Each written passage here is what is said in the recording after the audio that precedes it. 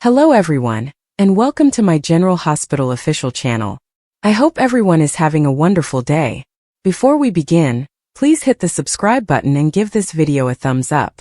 According to General Hospital spoilers, Nina Reeves' paternity disclosure could be dangerous because Sasha Corbin is aware of Drew Kane's liaison with Willow Corinthos' mother. Naturally, Nina would be better off avoiding the revelation, or at least making an effort to do so. Nina needs to exercise caution going forward after discovering that Michael Corinthos is the father of Sasha's child. If Rick Lansing pulls Sasha out on the witness stand, Nina might figure out a cunning way to share this sensational information while avoiding any problems. Given that Sasha also has a grudge against Nina, that would be perfect. Sasha is well aware that while Willow was falling for him, Nina and Drew were having a secret romance. When Ava Jerome gives Nina some counsel on the May 30th episode of GH, she may serve as a reminder of that. Ava will strive to guide Nina in the best direction because she needs to play this perfectly. However, if Nina is the one who exposes Sasha's secret, it's difficult to think she will actually be able to avoid criticism. Rick's allegations of Michael's paternity could still cause some harm, even if Sasha continues to pretend that Jason Morgan is the father. Rick could be able to obtain security camera footage of Sasha and Michael entering the hotel suite together, or he might be able to persuade the bartender who witnessed them to testify. In any case, Sasha will undoubtedly wonder how it happened if the paternity revelation turns up in court. It's simple to picture Sasha asking Maxie Jones those kinds of questions, and she might recall the time Nina virtually questioned her about the night Sasha became pregnant. The gears might eventually start moving for Maxie because Nina even admitted to her that she had assisted more than she realized. When Maxie and Nina met at Brown Dog Bar, she might have unintentionally assisted Nina in determining that Michael was the baby daddy. Given that Maxie is also aware of Nina's liaison with Drew, that might put her in even more risk. Maxie could do it for Sasha if she doesn't brag about Nina and Drew hooking up in retaliation. We have to assume Willow will eventually find out about her mother's passionate interactions with Drew since there are just too many possibilities for this to go poorly for Nina. Stay in for updates on whether Nina and Drew's scandalous news will make headlines, as General Hospital spoilers indicate that Nina's choice to expose Sasha could result in the revelation of her own secret. As Nina hesitated and her fingers clenched around the table's edge, the tension in the room was evident. For so long she had kept this secret to herself, but now, whether she wanted it to or not, the truth was about to come out. It was difficult for her to breathe because of the pressure of her deceit. She had always known that everything would change if she revealed Drew's paternity, but she had not realized how devastating the fallout could be. And now that Sasha was aware of Drew's previous liaison with Willow's mother, things had gotten out of hand. Nina had always taken great satisfaction in her ability to exercise discretion, while cautiously negotiating the perilous seas of secrets and relationships. However, this was unique. She wasn't the only one with this secret. It involved Willow, a young woman who had only started to put together her broken family history, and Drew, a man whose life had already been turned upside down by falsehoods. Then there was Sasha, who was both a menace and an ally due to her keen instincts and unwavering allegiance. Now that Sasha had discovered the truth about Drew's liaison with Willow's mother, Nina was forced to confront the fact that the carefully erected barriers enclosing her secrets were disintegrating. The brief but passionate romance between Willow's mother and Drew had left deep wounds from their reckless moment of desire. Drew had been lost at the time, looking for something or someone to make up for the emptiness in his life. He had no idea at the time how far-reaching his acts would be. The truth of Willow's parents had been buried and kept secret when she was born in order to keep everyone safe. However, secrets, no matter how carefully kept, tend to come to light again. And now that Sasha had been found, the past was coming back to haunt us. Sasha had always been observant, noticing the smallest behavioral changes and the unsaid conflicts that others failed to notice.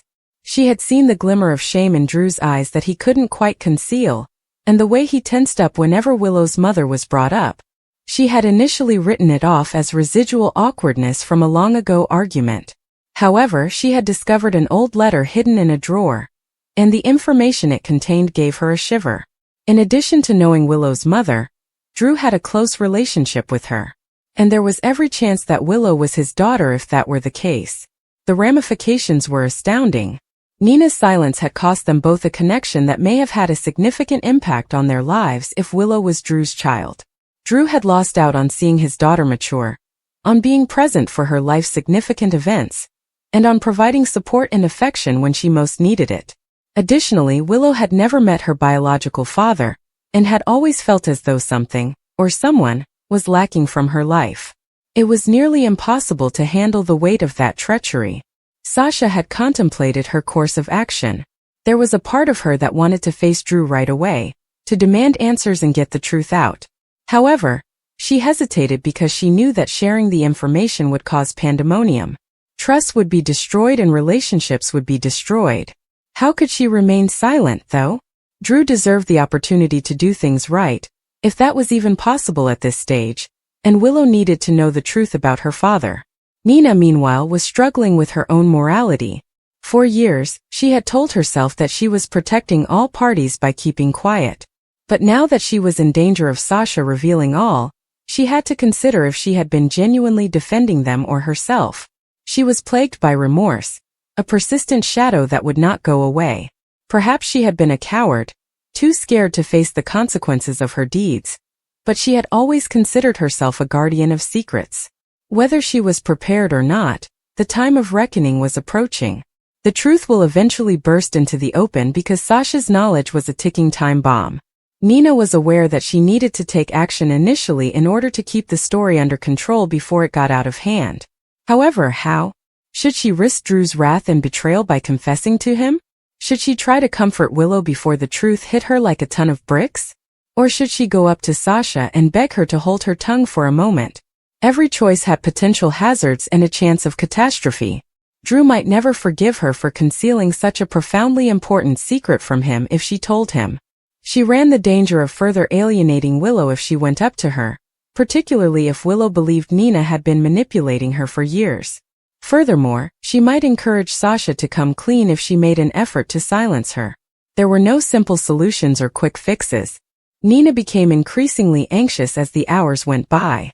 She went over every exchange and conversation again, looking for hints as to what Sasha may do next. Had she told anyone yet?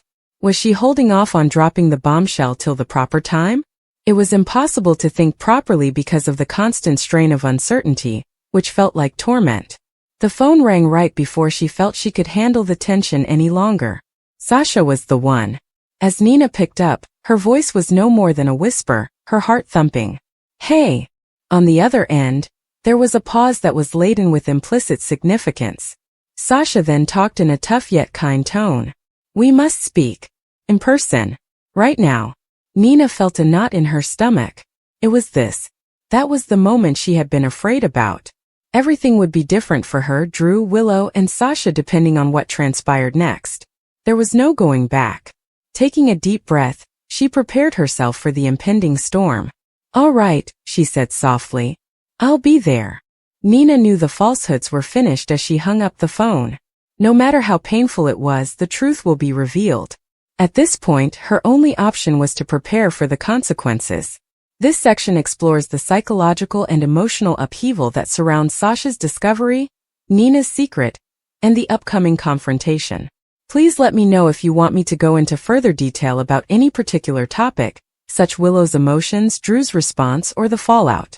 I had an incredible week filling in for Dustin, as the writer of the General Hospital's soapbox column. I witnessed the big Brooke-Lynn/Lois argument, Michael's opening volley, the tragic Geo repercussions, and Trina's first encounter with Kai.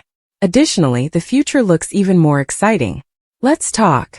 A new line to cross was discovered by Jason. When Jason stopped Willow from following Michael out of the nurse's ball with their kid, Wiley, did anyone else want to watch him get punched repeatedly? The man, wearing the only clothes he possesses, stood there frowning as if he were trying out for the Terminator and threatening the boy's mother with death. Jason could not have been more wrong if he had tried. But I am aware that Willow is on everyone's bleep list and that she was with a sexy boyfriend named Drew.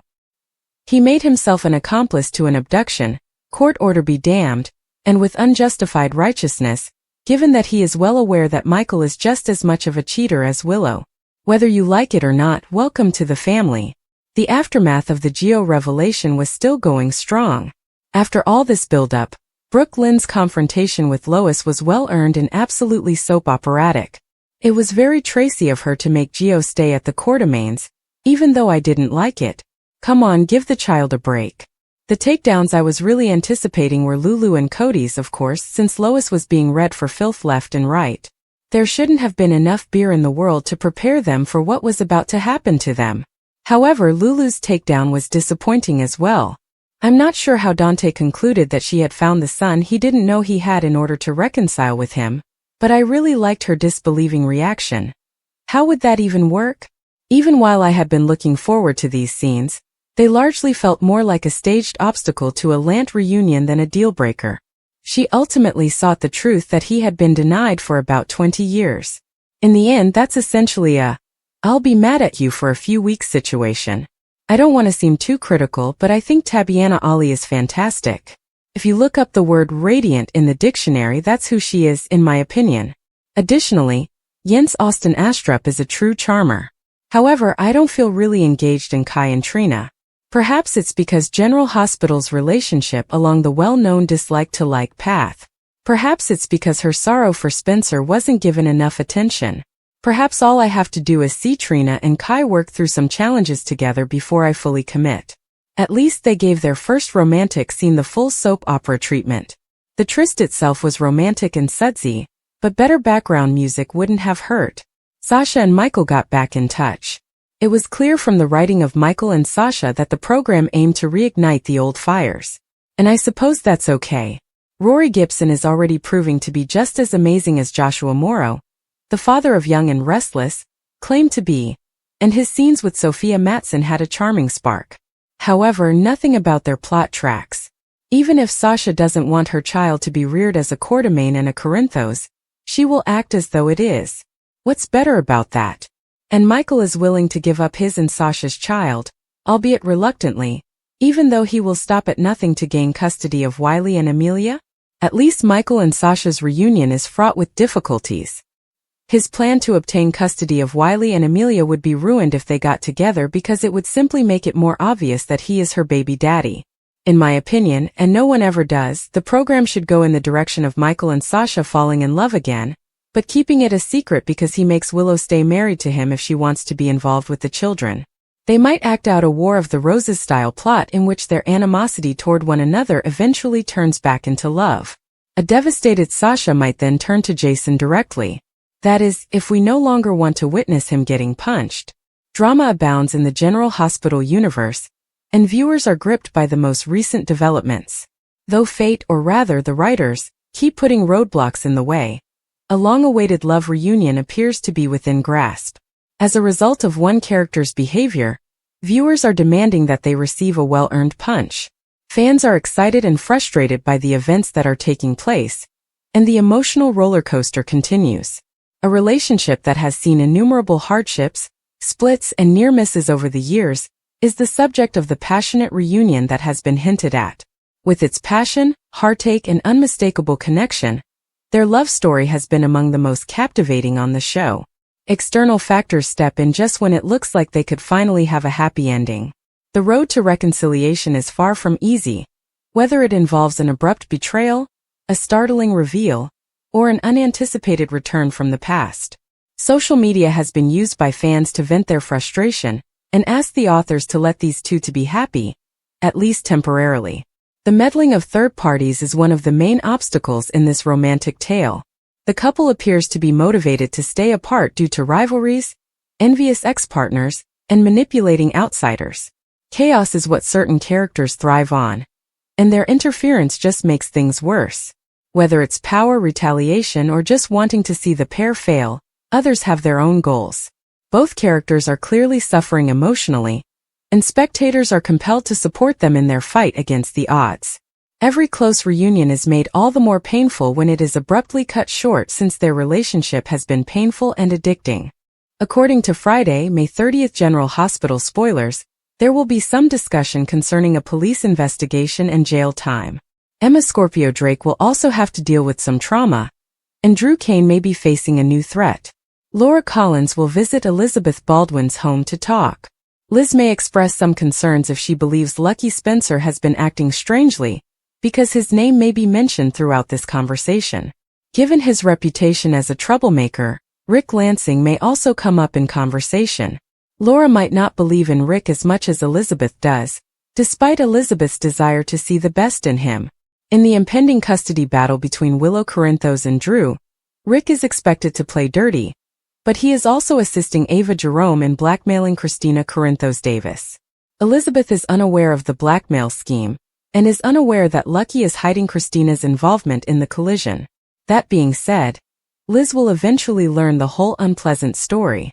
Now that Christina and Alexis Davis are aware of the blackmail scenario, Lucky will meet with them for a strategy session. Until then, Rick and Liz were hurt when Christina accidentally destroyed Rick's car while attempting to apply the brakes on Ava's.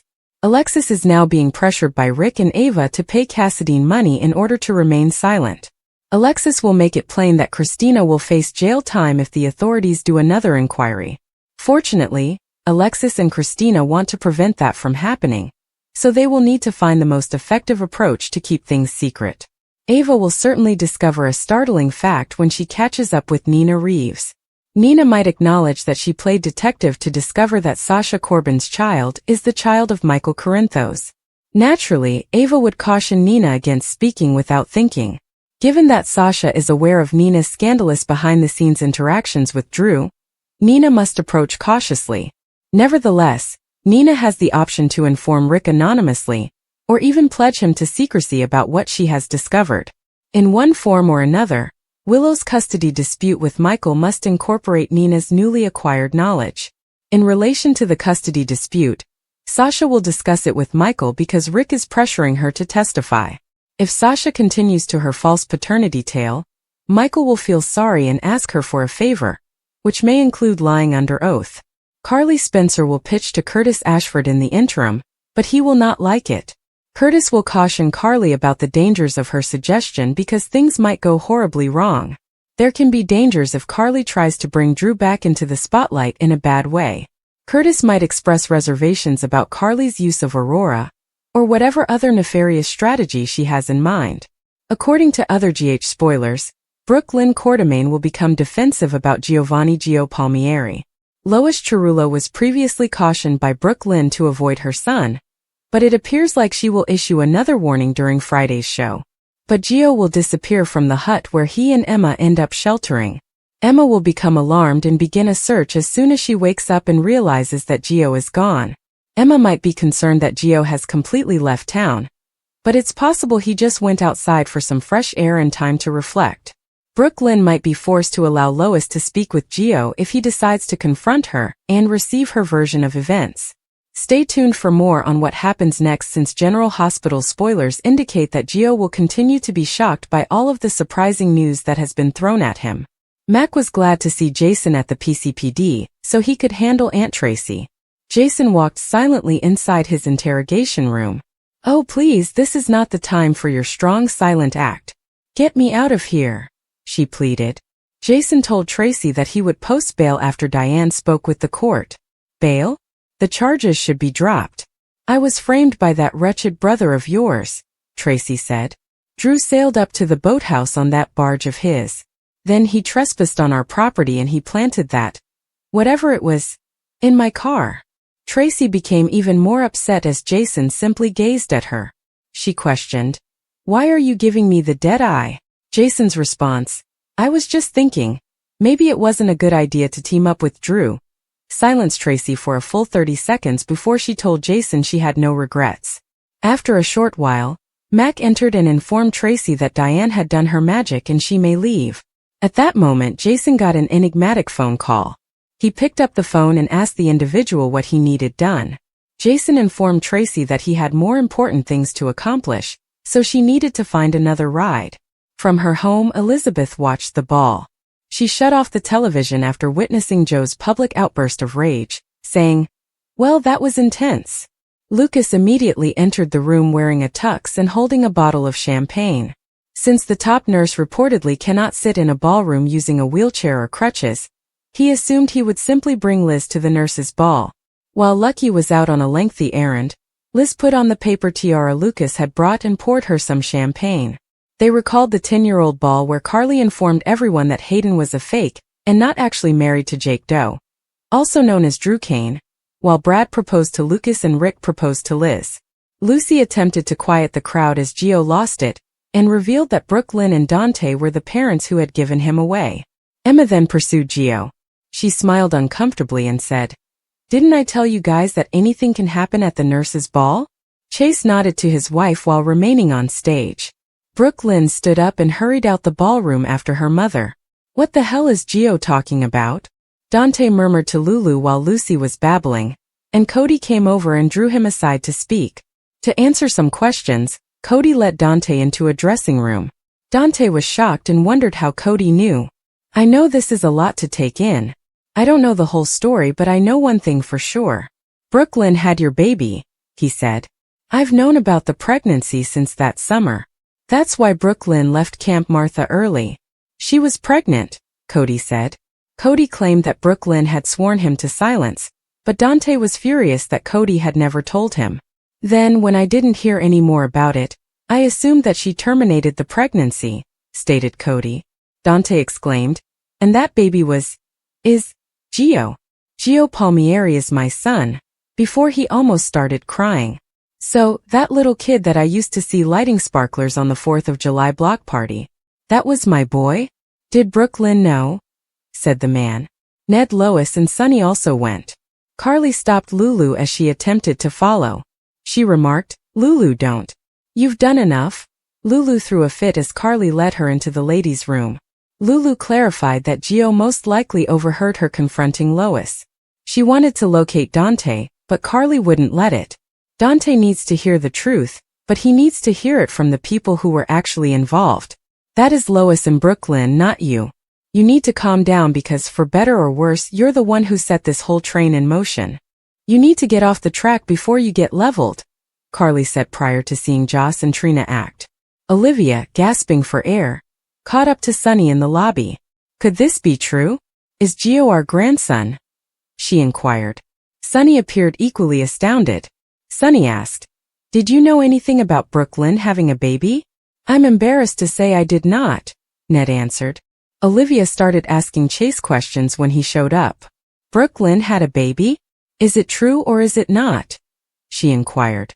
Olivia sought additional information, but Chase informed her that this wasn't his story to share, and that she needed to speak with Brooklyn. Chase simply responded, "Yes, Brooklyn had a child when she was in high school." Ned was in shock and questioned Joe's source of information. "I don't know how Gio fits into this, but my gut is Joe's just as confused as we are," Chase stated. "Bet I know who can clear it up," Sunny suggested. Olivia knew he was referring to Lois. "I'm positive that Lois knows something," Sunny continued. Olivia was shocked that her best friend would have concealed such a thing from her. Dante approached them from behind trying to find Brooklyn. Chase attempted to follow him after he left without finding her. Chase was stopped by Sunny, who informed him that Dante and Brooklyn needed to work things out on their own. Additionally, Sunny had to prevent Olivia from pursuing Dante.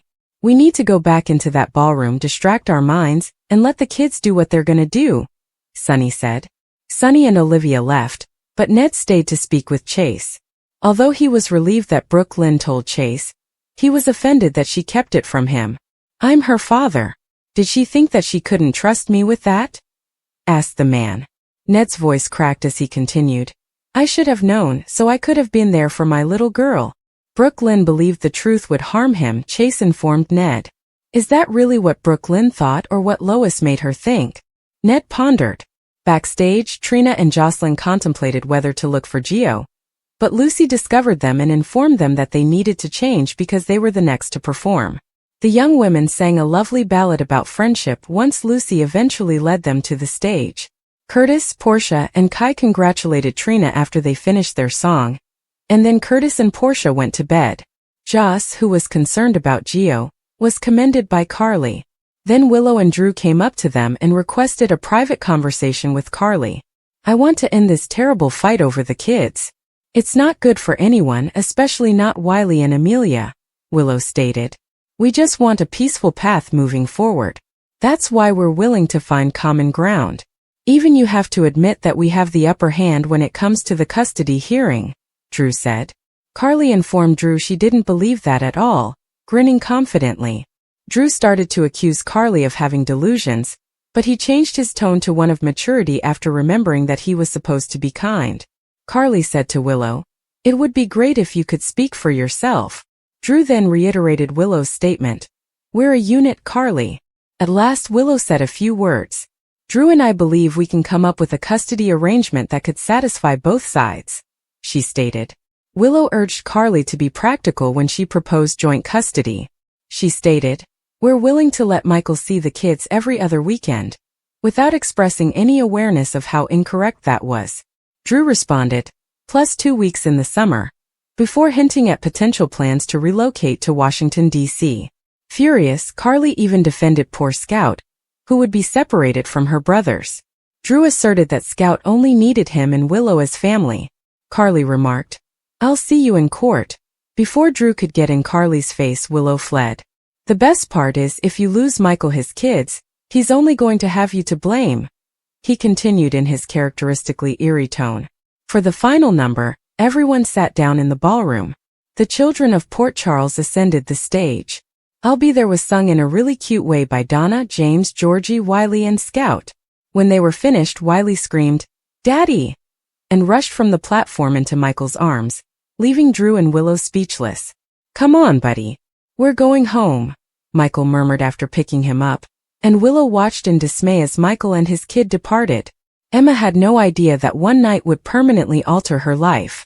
What started off as a typical night out with friends swiftly turned into a nightmare from which she was unable to recover. The ensuing police investigation was unrelenting, and the possibility of going to jail hung over her like a threatening cloud. The truth seemed to elude her more and more every day, yet every aspect of that terrible night kept replaying in her head. It began with a party, a harmless get-together that descended into mayhem. Emma recalled the laughter, the clinking of glasses, and the loud music. Then, however, a terrible tragedy happened. Voices were raised, an altercation started, and before she knew it, things had gotten out of hand. She couldn't remember the specifics, but someone was seriously injured. The cold metal of the shackles around her wrists, the harsh voices of the officers, and the bright lights of the police cruisers all seemed unreal. As should be the case, the investigation was exhaustive. Investigators examined forensic evidence, surveillance footage, and witness accounts. Emma complied, answering all the questions, but her story got more complicated the more she talked. Had she defended herself? Was she even to blame? The facts were all that mattered to the legal system, not her anxiety or bewilderment. And the evidence presented a bleak picture. Weeks passed while she awaited trial. The cramped detention cell served as a continual reminder of the life she could lose. The other prisoners looked at her suspiciously.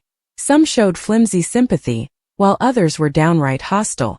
Despite hiring a lawyer, Emma's family was still facing charges that could not be resolved by the greatest defense. Assault. Could be worse. The court proceedings, legalese, objections, and tearful testimony were a fog. With a mix of grief and rage, the victims' relatives gazed at her. Emma wanted to apologize and give an explanation, but nothing could change what had happened.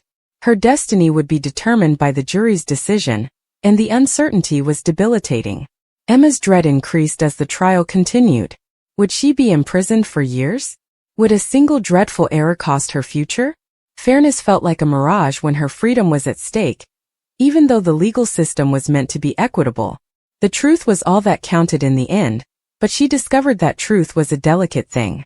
Doubt began to creep in, memories dimmed, and witnesses contradicted one another. Did she actually do what they said she had done? Or was she just another unfortunate victim? The judge pronounced the sentence as the gavel struck. As the words reverberated throughout the courtroom, Emma's heart raced. "I feel guilty." Like a physical force, the weight of those phrases slammed against her chest. Time in jail. She lost years of her life in an instant. The reality of her new life struck in as she was dragged away.